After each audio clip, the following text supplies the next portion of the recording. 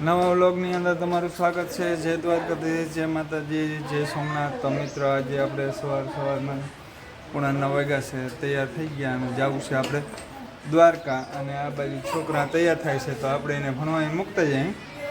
તો માધવભાઈ અમારા જો હક નથી લેતા, એને થાય કે હું એ પણ ભેગો જાઉં દ્વારકા। દ્વારકા આવું તારે? હા, તારતા કહી દો બધાને એટલે આપણે દ્વારકા પૂગી જાય। સરસ, વાહ ભાઈ વાહ।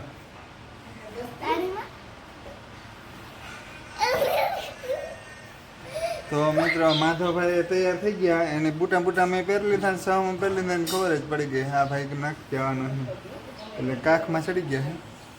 તો ચાલો મિત્રો હવે અમે નીકળીએ ને ધ્યાની બેનને લેતા જઈએ સ્કૂલ સુધી।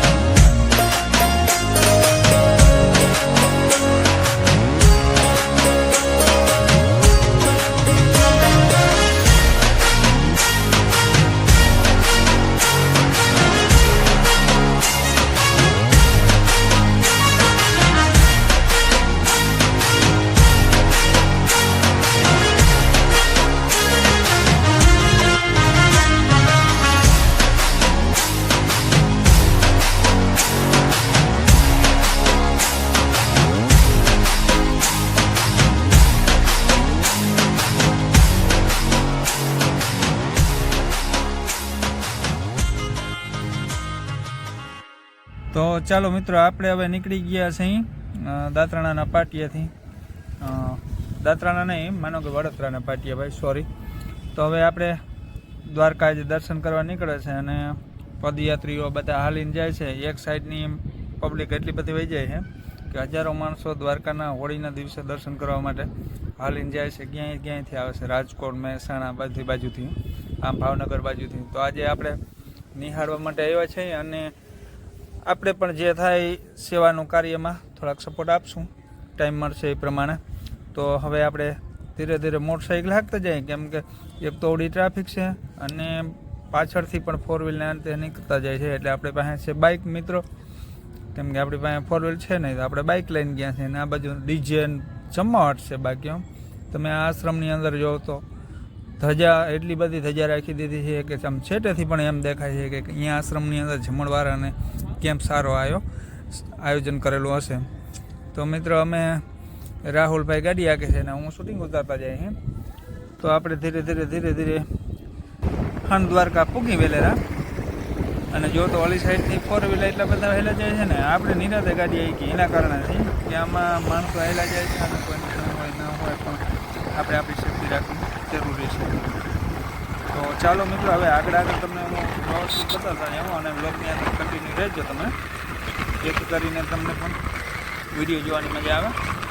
તો હવે આપણે થોડીક વારમાં દ્વારકા પૂગવાની તૈયારી. તો મિત્રો તમે જો આ કેમ્પે પણ જબરજસ્ત અને માણસો એટલા બધા દાતાઓ છે ને કે જમણવારથી માંડી તરબૂચ, ચીકુ, જ્યુસ, આ ડીજે બીજેને તમે જો તો જમાવટ છે. માણસોને એક જાતની સેવા જ કરવી છે. અને પદયાત્રીઓના મેં તમે આગલા વિડીયોમાં જોયું હશે કે અહીંયા આયુર્વેદિક ડૉક્ટર છે, એ પણ એને પગ દબાવે, કોઈ પણ જે થાય સેવા કરે. માણસો અત્યારે જો અહીંયા જ્યુસને આ તમે ગણિત જ ના કરી શકો, એટલી બધી આઈટમ તમે નાસ્તા માટે આપે છે. અને પકડીને ભાઈ ધરારો ભાઈ જમતા જાઓ, કોઈ નાસ્તો કરતા જાઓ, પકડીને લઈ જાય છે. અને સેવાનું કાર્ય એટલે જબરજસ્ત હો.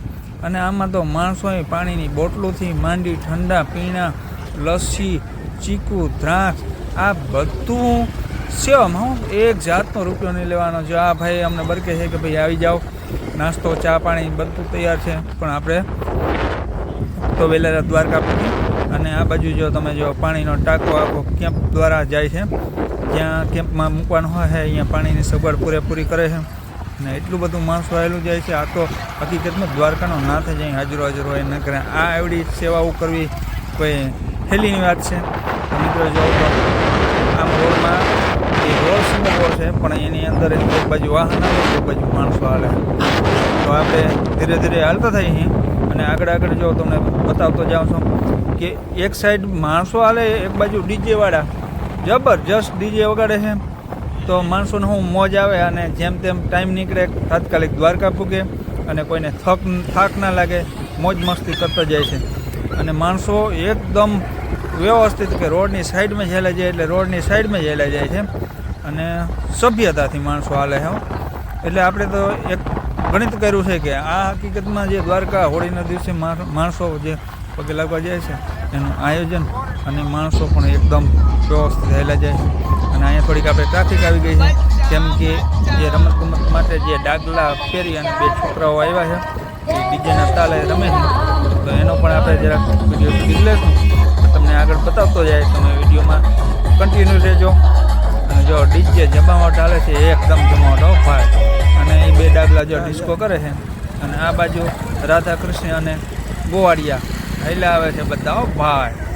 જો એને કોઈ જાતનો થાક જેવું કંઈ લાગે છે, આપણે ઊભો રહીને વિડીયો બનાવવો પડે ભાઈ. ચાલુ ગાડી જ આપણે વિડીયો બનાવીએ. જોતા ગોવાળિયા જાય છે, 15-20 ગોવાળિયા અને રાધા કૃષ્ણ, અને બાકી બધા વાહે સપોર્ટમાં જોતા આ ઉડતા જાય છે ભાઈ.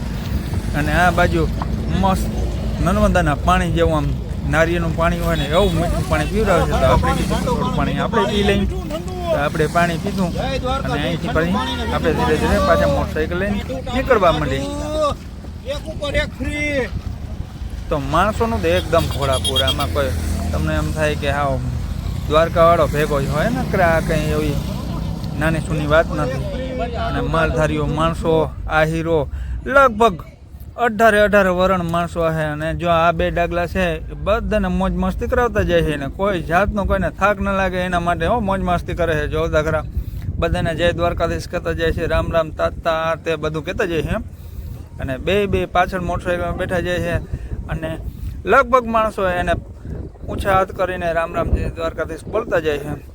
તો જોતા ખરા માણસો થાક ના લાગે એના માટે મનોરંજન કરાવતા જાય છે. એ પણ એક અલગ જ વાત છે. બાકી જો આપણે તો મિત્ર આપણે પૂગી ગયા છે ગુરગટના ખારામાં. જો તમે આમ દરિયાનું સીન જબરજસ્ત આવે છે, જે મીઠું પકવવાનું અહીંયા ખાડીની અંદર આયોજન કરે છે. અને માણસો તો એકદમ આમ હાવ તમને એમ થાય કે એક જાતનું કેમ મોજું આવતું હોય એવી રીતના માણસો હેલા જાય છે. અને આવી તો ઉમંગ હકીકતમાં આવે જ નહીં. અને જોતા ખરા ધરાવ આપણે એમ થાય કે આપણે હાલવા માંડી. અને બાકી આની અંદર તમે જો તો એટલા કેમ્પ આવ્યા છે ને ભાઈ, કે કેમ્પ તો વાતું પૂરી. અને માણસો હકીકતમાં જે સેવા કરે છે ને એને આપણે ખૂબ ધન્યવાદ દઈએ છે ને દ્વારકાધીશ એને જાજુ આપે. જોતા ખરા આ માણસનું હકીકતમાં એકો એક માણસોને પાણીની બોટલું માનો કે શરબત માનો કે પછી તરબૂચ જ્યુસ બધું ચાલુ ને ચાલુ એટલે